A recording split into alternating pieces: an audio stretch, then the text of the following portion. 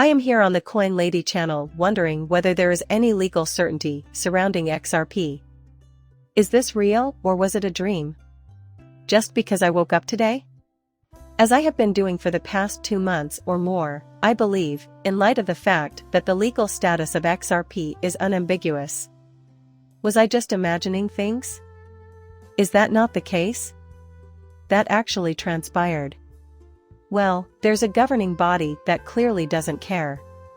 Take a look at this news article from the world of crypto. New York regulator removes XRP from green list, Ripple payments license unaffected.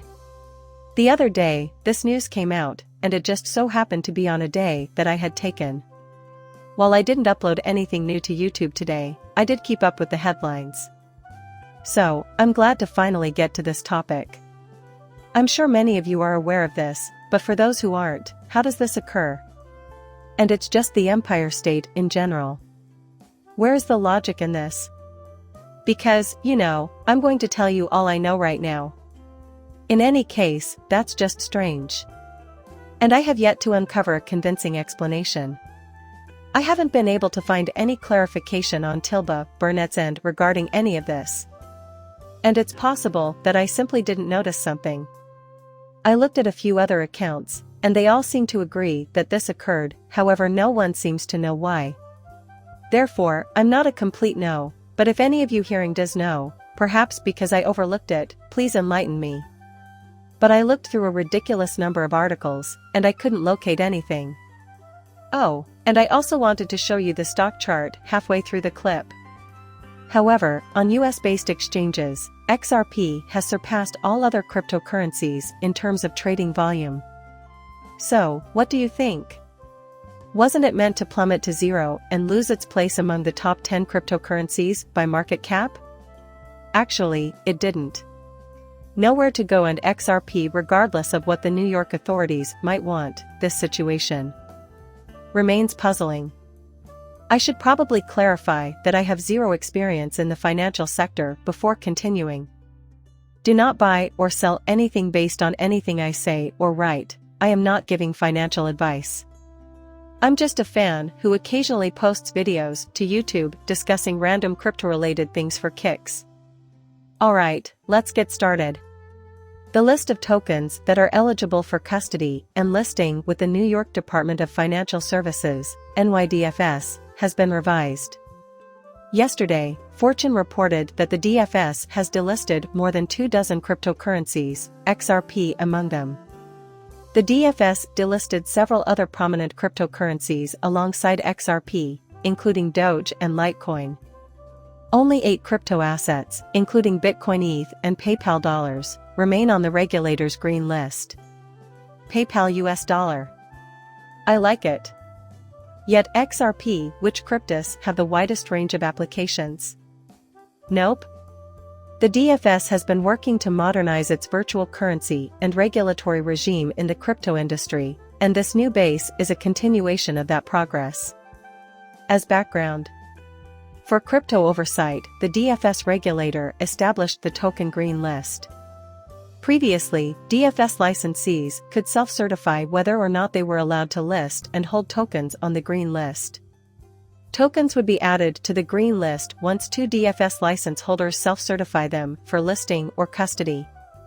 The DFS nonetheless oversaw the process, and its new guidelines, even though tokens could be added to the green list through the self-certification approach. The DFS has announced that it has revised its green list of tokens to include only 8 tokens that are now recognized. Notably, XRP left the list along with other crypto assets. You can find a list of them on your screen, and I won't bother reading them out loud. Unsurprisingly, Adele is present. Crypto enthusiasts, particularly those who hold an interest in XRP, reacted strongly to the news. Wrath of Kahneman, a major figure in the XRP community, reacted to the news by posting on the X platform to make it clear that the event in question had nothing to do with Ripple. Kahneman, who initially called the Fortune story petty because of the headline, later stressed that the change does not mean that Ripple or any of its affiliates have lost their New York payment processing license. He pointed out that this new information suggests that only digital assets on the green list can be held in custody by NYDFS license holders. But XRP was taken off the table. Again, I'm at a loss to understand why this hasn't been addressed. But how does that come to pass?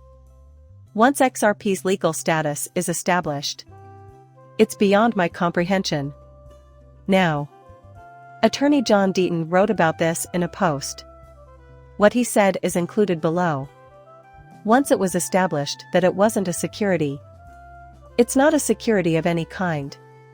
If Ripple is able to sell it on exchanges, yeah, this action has no underlying political or punitive motives. And so, obviously, that was Attorney Dean being sarcastic. Because, he insists once more, he is neither a politician nor a punishing type. To what end, though? Also, for the record, I am the person who requested this announcement from NYDFS. Adrian was her name. Please allow me to descend a bit more.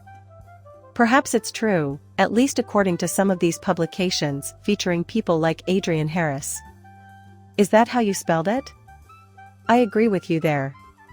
Either way, maybe not in this specific piece though. I've written extensively on the subject. That's really not all that relevant. Also, it's referenced in this section. It was. Yeah. Harris, Adrian. There you go. But here's something you should see. This is intriguing in its own way. Huber, who on X goes by Mr. Huber, was quick to respond to Attorney Deaton's comment. Another Sullivan and Cromwell bit was also penned by him. You may recall that Jay Clayton used to work for Sullivan and Cromwell before he joined the SEC, whether or not you have returned to the company since then is unknown to me. To drive home the argument, this is a different lawyer from the firms of Solomon Sullivan and Cromwell. This appears like it was lifted straight from LinkedIn, at least that's what I'm guessing. Here we have a string graph representing the employment record. But you can see where I'm circling down below to expand the window. In the meantime, okay, so from 2008 to 2013, you were a partner at Sullivan and Cromwell. And it gets even stranger since, once again, she's the one who issued this press release. I can't tell if it was her who made this determination or if she's just relaying what happened. As far as I can tell, no one person or group has made any kind of decision. Hopefully, it wouldn't be down to just one individual making a choice. But I don't understand the underlying structure of this. Neither have I seen that mentioned anywhere online. More intriguing is the fact that you, the reader, may be scratching your brain over this one as well. Among the Ripple's blog series, Ripple Insights, is an article. That's a photo of Adrian Harris, by the way. And beginning on August 19, 2020. A more equitable distribution of wealth is one of the goals of distributed ledger technology. They now have this article and are citing her work. I went there to look up Adrian Harris's name and send her a signal. I read the full piece, but it doesn't explain why she has such a strong connection to Ripple. Therefore, I do not believe that she was employed by Ripple or anything similar. It's a natural inquiry for everyone reading this. Now, tell me, who is this lady? Even though this occurred a while ago, it still has implications. However, she also put considerable effort to figure out Cromwell. For some reason, that just strikes me as odd. The positive implications for XRP are now clear. In other words, by the end of the day, nobody cares. Sure, your company in New York absolutely gets the big picture of whether XRP is going to shift or anything like that, but that's just if it fundamentally alters the way you want to go about operating. No. When it comes to crypto, New York is just absurd. But you won't be able to halt XRP, in fact, you can't stop XRP at all. But this feels like an assault against XRP, and I don't see why it's here. I can't take any more of this nonsense. I just can't put my finger on it. So of course you know that when Stephen Huber published what he shared, what you're going to assume is just a LinkedIn grab a screen capture it believe the underlying question might be, then you can think you can go back to the whole East Gay thing.